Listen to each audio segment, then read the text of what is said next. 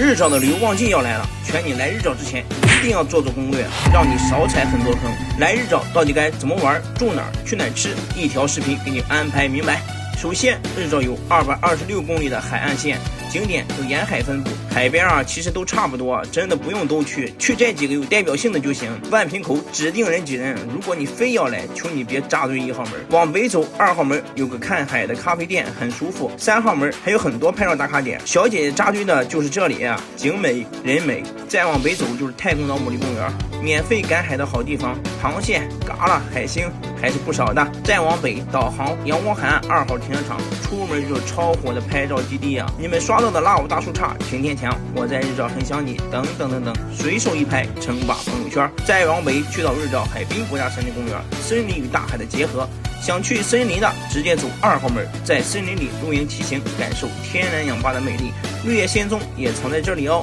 号门门前还有一个看海的摩天轮，想直接去大海的就走1号门，这里的沙滩沙质非常细，细如面粉，很适合带老人孩子来玩。至于住宿，可以直接来我们的海边小院，距离海边步行只有50多米，游玩非常便利。小院一共有4间房间，能住3到4家人。蓝石一张1.8乘2米的大床跟一张单人床，长营也是一张大床加一张单人床，树上是一间亲子双床房，估计没有哪个孩子能够拒绝这样的房间。北路是一间榻榻米房，每一个房间都是独立卫浴，洗漱用品一应俱全，每个房间都干净卫生，床品也都很舒服。小院院子很大，晚上几家人可以在小院里烧烤喝酒，吹着海风，非常惬意。院子里还有儿童游乐区，小院还配备了室内厨房跟餐厅，厨具用品也都有，还给大家贴心的上了消毒柜，餐具都是1克1消毒。娱乐室也都给大家安排上了，不管大人还是孩子，在我们的海边小院都能找到快乐的归属。